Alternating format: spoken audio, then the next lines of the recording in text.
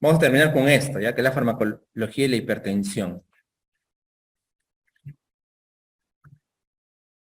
Sí, entonces ya hemos entendido sobre todo la parte respiratoria, más que todo es asma y EPOC, ¿no? Lo importante. Ya saben cuáles son los broncodilatadores, ¿sí? Conocen a los betagonistas, a los anticolinérgicos, ¿sí? Su clasificación, cuáles son de corta, larga duración, ¿no? Cuándo indico uno, cuándo indico otro. Y por ahí hemos revisado algunos más, ¿no? Por ahí el antileucotrienos, corticoides. Ya, este temita no siempre lo enseñamos, pero bueno, en farmacología nos da tiempo de hablarlo. La hipertensión pulmonar, ojo, es una enfermedad diferente a la hipertensión arterial, no se confunde. En español se abrevia así, HTP. ¿Qué es la hipertensión pulmonar, doctor?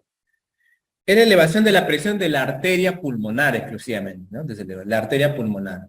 Y esto se da en muchas circunstancias, mayormente en insuficiencia cardíaca, en EPOC y en algunas enfermedades autoinmunes, ¿no? ¿Cuál es el problema de la hipertensión pulmonar, doctor? El problema de la hipertensión pulmonar es que puede causar insuficiencia respiratoria crónica a largo plazo, ¿ya? O sea, que la persona desature a largo plazo, ¿no? Necesita oxígeno, mejor dicho. Obviamente, si es una causa no curable, eso de aquí puede progresar y puede llevar a la muerte del paciente.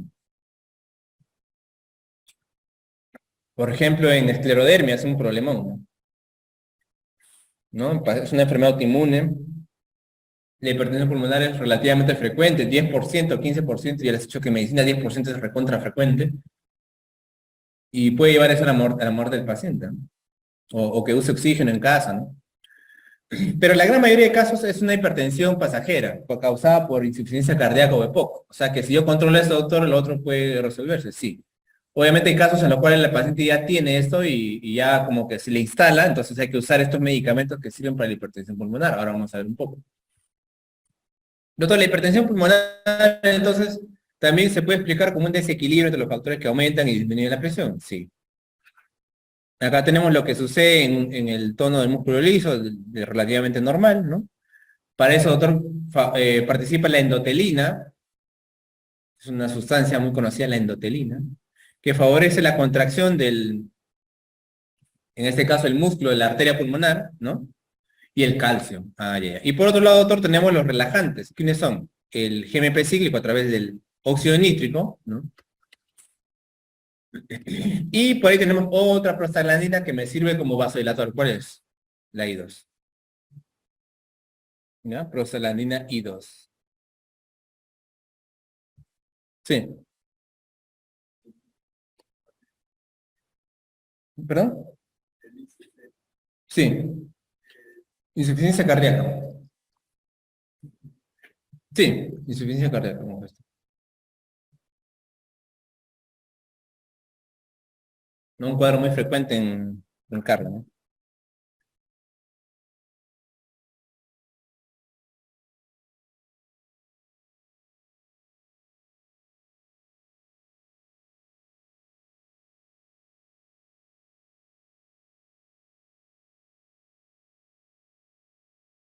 Entonces, puede existir este desequilibrio, doctor, que la endotelina y el calcio sí favorece la contracción y los otros no pueden pararla, correcto. Y eso es lo que va a suceder en la hipertensión pulmonar, ¿no? Entonces, en resumen, como dice aquí, ¿no? Esos son los fármacos que usamos en la hipertensión pulmonar. Podemos usar antagonistas de los conductos de calcio, ¿verdad? Ya saben ustedes cuáles son, ¿se acuerdan? ¿Cuáles son los dihidropiridínicos, se acuerdan? Los dihidropiridínicos antagonistas de calcio.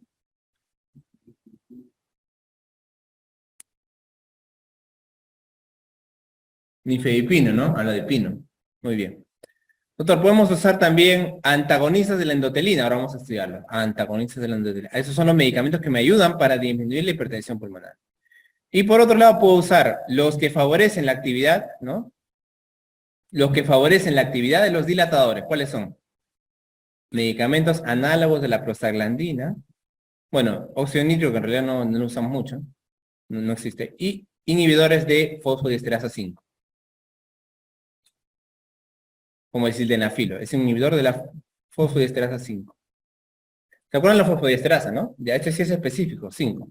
¿Y qué va a hacer la fosfodiesterasa? Va a degradar este dilatador y al final, pues, si usamos un inhibidor, vamos a favorecer la acción de este vasodilatador. ¿Ya? Muy bien, entonces acá te presento a estos medicamentos. Los inhibidores de la fosfodiesterasa 5, ¿ya? Que justamente favorecen la acción del óxido nítrico, que este de aquí va a activar a la guaniliato ciclasa para incrementar el GMP cíclico, que al final se va a destruir, ¿no? Por la fosfodiesterasa 5. Entonces, justamente vamos a dar para ello inhibidores de la fosfodiesterasa 5. Uno de ellos, por ejemplo, el sildenafilo, es un inhibidor selectivo de la fosfodiesterasa 5. Acá está la dosis, 20 miligramos cada dosis. Esa es la dosis, obviamente, de tratamiento y la hipertensión pulmonar, ¿ya? Es eficaz para reducir la resistencia pulmonar y mejora la tolerancia al ejercicio. Por supuesto, el paciente que va a usar esto y tiene hipertensión pulmonar va a poder hacer sus actividades mejores, ¿no? Efectos secundarios. Cefalea. ¿Por qué, doctor? Por la dilatación, ¿no? Ya les he dicho, todo lo que dilata puede causar cefalea, ¿ya? Rubor por la dilatación, dispepsia y trastornos visuales, ¿no? Dicen que puede hacer que la persona vea el verde y el azul, confunde un poco los colores, dicen. Tadalafilo es otro, ¿no? Ya un poquito más carito también. Tiene mayor duración, ¿no? De forma que se puede dar una sola vez al día, tadalafilo, ¿ya? Esto lo uso porque disminuye la hipertensión pulmonar. Muy bien. Y los antagonistas del receptor de la endotelina, ¿ya? Claro, doctor, si la endotelina se generaba vasoconstricción, ahora voy a dar un antagonista.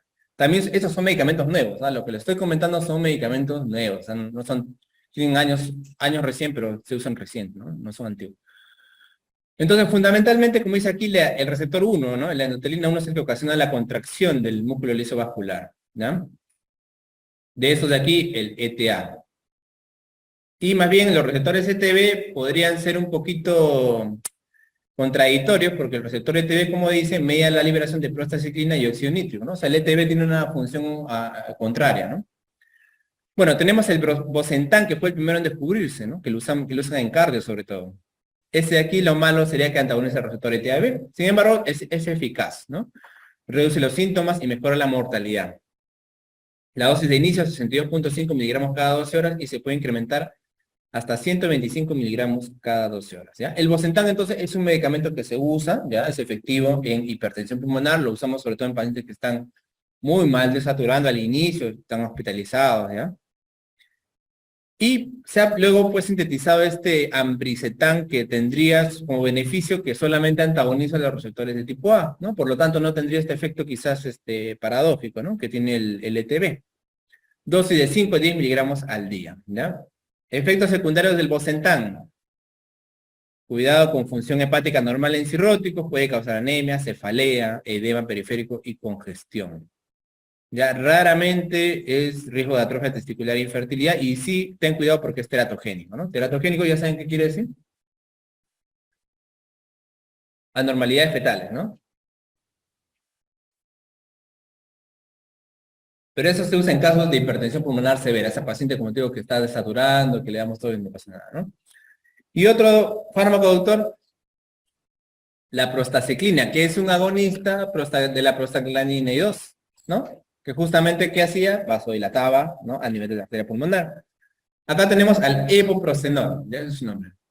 Epoprostenol. Produce relajación de las células del músculo liso de la arteria pulmonar. Eficaz para reducir la presión arterial de la arteria pulmonar y mejora el desempeño, desde luego, también durante el ejercicio y la supervivencia por hipertensión arterial. Este sí se administra generalmente por vía endovenosa, ¿ya? También es un medicamento que se usa en cardiología, en cuidados intensivos, ¿ya? Efectos adversos, cefalea, lo mismo, rubor, dilatación, diarrea, náuseas y dolor de mandíbula también, ojo, dolor mandibular. Y tenemos el treprostinil, otro medicamento, este sí es por subcutáneo, y también es relativamente efectivo, así como el epoprostenol, ¿ya? Muy bien. Esos medicamentos más que todo se usan como, les digo, pues, ya en especialidad, ¿no? En pacientes con hipertensión pulmonar. Para hacer el diagnóstico de hipertensión pulmonar, en realidad, mayormente lo hacemos con ecocardiograma, ¿ya? Ahí el ecocardiograma te mide la presión de la arteria pulmonar. Valores normales hasta 25, ya paciente que tiene 50, 70, ya pues tiene hipertensión pulmonar. Y también hay un procedimiento que se llama cateterismo derecho, ¿ya? ¿Se acuerdan que cuando un paciente tiene infarto le hacen cateterismo izquierdo? Ya, el cateterismo derecho es lo contrario, ahí ven la arteria pulmonar. Y también ahí miden por métodos invasivos la presión de la arteria pulmonar de manera más efectiva, ¿no? O sea, sería el mejor tipo para diagnosticar la hipertensión pulmonar. Una vez que diagnostica la hipertensión pulmonar, ahí ya puedes darle el tratamiento que hemos hablado, ¿ya? Después, ¿qué otra cosa puede causar hipertensión pulmonar? Una vez tuve un caso de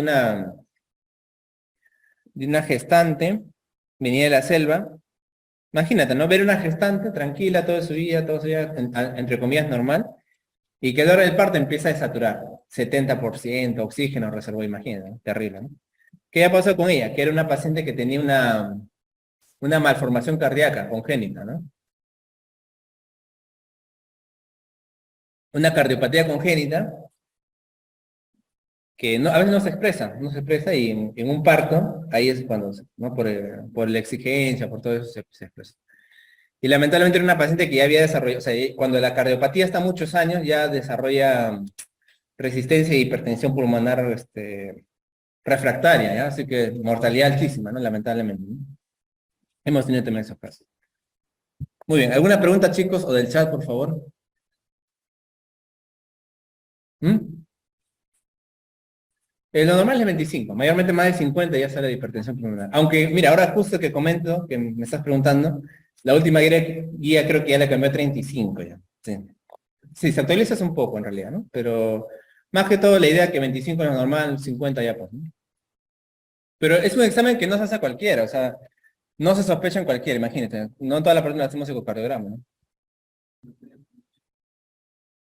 Lo normal, la presión de la arteria pulmonar.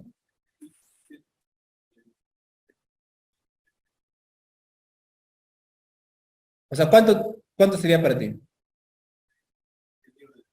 Ya, ¿qué dices? ¿Cuánto?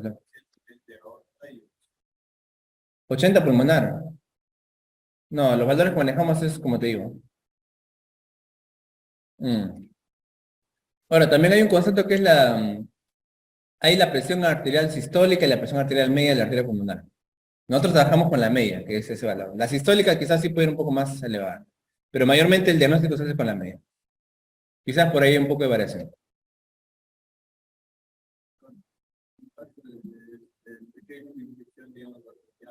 Un poquito más fuerte, por favor. Ujú.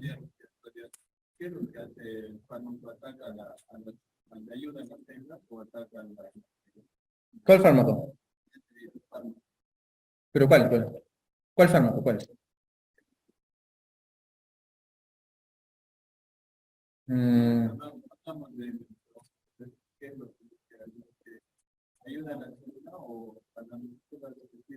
¿Pero cuál, por ejemplo? ¿Betagonista te refieres?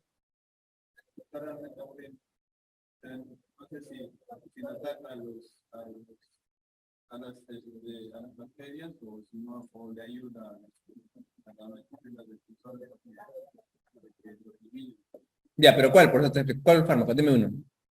¿Cuál? Por ejemplo, no hemos hablado de bacterias en betagonistas, ¿no? No hemos hablado, ¿no? No hemos hablado tampoco de bacterias en claro, en estos tampoco. O sea, ¿cuál? ¿De los corticoides te refieres?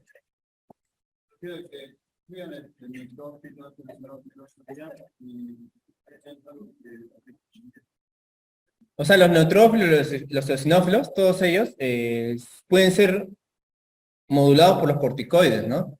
Y también por ahí se dice por las metilxantinas, ¿no? Pero ese es el efecto contra las células nada más, no contra las bacterias, ¿no? Claro, claro. Ahora, si el efecto adverso puede ser una infección, por ejemplo, en los corticoides, porque los corticoides al inmunomodular al sistema inmune, pueden hacer de que el paciente se infecte más frecuentemente, ¿me entiendes? Más bien sería un efecto adverso las infecciones, no sería que estos medicamentos atacan a las infecciones, ¿no? Eso no hemos dicho. Ujú. Claro, no, favorece más bien algunos, ¿no? Las infecciones. Para hablar de los que atacan las infecciones vamos a hablar de antibióticos, que eso es una clase de después. Sí.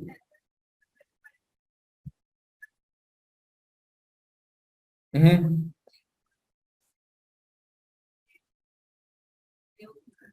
Mira, es probable que nunca usen ustedes teofilina. ¿Ya? No, les digo así para que tengan en su cabeza de, ¿no? Porque, como siempre les digo, ¿no? Una cosa es el libro, lo que estudiamos, y otra cosa es la práctica, ¿no? O sea, la teofilina no se recomienda. No, no sé si todos ustedes lo tengan. Se usa en casos súper, súper, súper extremos. O sea, un paciente probablemente ya va a estar en máquina antes de que tú uses teofilina, ¿me entiendes? ¿No? Esa es la idea que quiero que se lleven, ¿no? Pero que sí es cierto que se usaba antes, cuando no había los protagonistas. Sí. Ahora, si ustedes se interesan, pueden leer, o sea, ya, por eso le digo, ¿no? Ustedes ahorita están en la parte básica, ¿no? Ya en la parte de clínicas, ahí ustedes ya pueden ya descubrir nuevas fronteras, ¿no? Que en realidad siempre es bien interesante, ¿no? Por eso, a mí me encanta ser internista porque siempre hay cosas que descubrir y leer, ¿no? Entonces, por ejemplo, ese tema que tú me has hablado sería un tema específico que se llamaría asma grave o asma mortal, ¿me entiendes? Ese es un tema que no lo vas a encontrar en cualquier libro, tienes que buscar ya artículos de especialidad que sean en inglés para poder ver, y ahí sí ya probablemente te volverías una experta en teofilina, pero no, ni yo lo soy ahorita, por ejemplo, ¿no? Porque obviamente son cosas que no lo vemos, ¿no? Sí.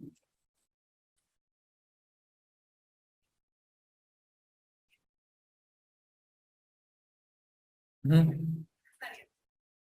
A demanda, sí. Ujú. Eso depende un poco del estadio del asma. Para eso hay clasificación clínica, ¿no? Y este es un curso de fármaco, entonces yo no les puedo hablar mucho de la parte clínica porque son tablas, ¿me entiendes? ¿No? O sea, tendríamos que ver si acá hay 90, pues haríamos 180 o 300 diapositivas, ¿no? Entonces, esa parte ya la estudiamos en clínica ya, ¿no? O sea, cuándo empezar, tal, porque tienes que clasificarlo al paciente por su estadio clínico, ¿no? La mayoría de enfermedades tiene clasificaciones, ¿no? Por qué lo clasifico, Otto? Porque cada grado de enfermedad tiene un diferente tratamiento y manejo, ¿no? Claro, entonces tengo que clasificar primero clínicamente el asma, eso lo hago con una tabla, etcétera, y según eso. Entonces, lo que dicen las guías es que si el asma es muy, por decirlo así, bien de vez en cuando, puedes usar a demanda. Ahora hay otros médicos que dicen, no, que hay que usar de inicio. O sea, eso ya también un poco controversial, ¿no? Pero así clásicamente es lo que te digo. También depende del estadio, ¿no? Incluso hay estadios en los cuales a veces usas corticoides también, ¿no? Y también eso, o sea, cada la medicina está en avance y aparecen nuevos artículos y a veces te dicen, no, ya no es así, ¿no? Entonces, por eso es tan importante que en la parte de clínicas aprendamos a leer, a buscar nueva información, ¿no? Pero también siempre sabiendo lo básico, por eso siempre les digo hay que saber lo básico, justo lo que te decía lo de la teofilina, ¿no? Que te grabes en tu cabecita que eso no es lo que se usa normalmente, ¿no? Y también aterrizar un poquito, ¿no? En el chat hay alguna pregunta, por favor, si por ahí no la hay, bueno, normal, pero no veo ahorita. Antibióticos, como te digo, vamos a ver, no sé si la próxima o la siguiente, nos quedan creo que dos clases, ¿no? Entonces ahí vamos a ver los antibióticos, ¿no? Que tampoco es tanta ciencia tampoco en realidad. Ujú. ¿El cuál? No, no, es un derivado, o sea, es un producto que tú lo puedes dosar en orina. Si es un fármaco, con preguntas, no. Ujú. La epinefrina y la norepinefrina sí. Claro, por eso cuando yo les enseño fármacos, justamente les explico, ¿no? Y les enseño lo que hay, ¿no? Por eso que cuando ¿no? Tantas veces les digo esto hay, eso no hay, ¿no? O les digo, por ejemplo, ¿para qué usamos la epinefrina? A ver, ¿qué reacciones alérgicas? Entonces, si usamos epinefrina, obviamente es porque sí existe el fármaco, ¿no? El caso de Marín Mandélico es un residuo, simplemente. Se dosa en examen de laboratorio, pero no es fármaco. ¿Sí? ¿Me entendiste? ¿Mm? Dopamina, se usa como dijimos en Parkinson, en su forma de levodopa. Y se usa también, como usamos la otra dopamina, ¿se acuerdan? ¿Se acuerdan para qué usamos dopamina en ampollas?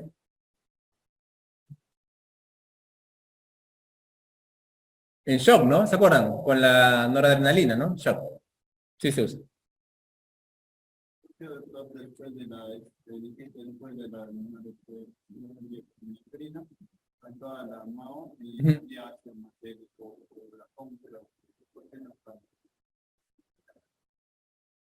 ¿Por qué no hay? Ujú. Claro, como te digo, o sea, no, como le dije bien claro esa vez, ¿no? O sea, los fármacos se van descubriendo y se van viendo, ¿no? A veces hay fármacos a un nivel, a veces no hay, ¿no? Ahora, hay IMAO, sí hay, pues, ¿te acuerdas? Sí hay IMAO, inhibidores de la MAO, sí hay, ¿te acuerdas? La selegilina. La MAO, pero hay un IMAO, porque es la selegilina. Lo hemos tocado así suave porque no es tan usado, ¿no? Pero obviamente, mira tu clase y vas a ver que hay selegilina, que es un inhibidor de la MAO. O sea, sí hay fármacos. Lo que no hay es lo que tú dices, el vanín mandélico es un derivado, no es un fármaco, es el producto de la, ¿no? De la degradación de ese compuesto que es inhibido por la IMAO, por la MAO, ¿no? La MAO. Entonces, es un producto y el producto no sirve en realidad, ¿no? Para fármaco. ¿Ya? Muy bien. Sí.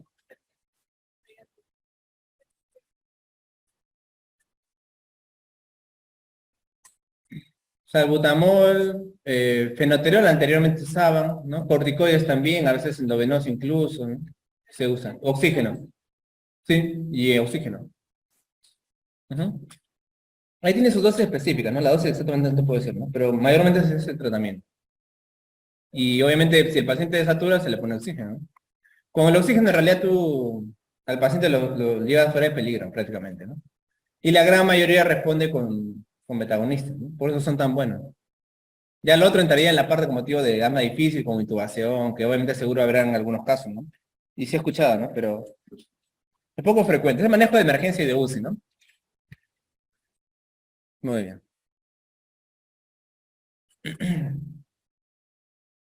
Ya chicos, si no hay preguntas, ay, perdón, si no hay preguntas, entonces me despido. Gracias. Uy, acá, justo me... He visto que la respuesta el esomeprazol seguro tiene menos efectos adversos, la duración también, la duración, ¿no? Dura más que el omeprazol. Por ahí seguro menos efectos adversos de náuseas, vómitos, ¿no? En realidad, como te digo, el esomeprazol es más costoso, el pantoprazol también, ¿no? Menos interacciones también creo que tiene, sí, porque el omeprazol tiene interacciones con otros fármacos, ¿no? Esas serían las cuestiones, ¿no? Pero en realidad esa parte ya, como te digo, va más la parte privada, ¿no? Que por ahí si tú le preguntas a uno de laboratorio que fabrica ese omeprazol, te va a decir que tiene un montón de propiedades, ¿no? Pero va más o menos por el tema que te estoy diciendo. Pero también puedes dar omeprazol, ¿no? No es que esté contraindicado. Y obviamente el omeprazol es mucho más barato, y hay en el MINSA y en el Salud.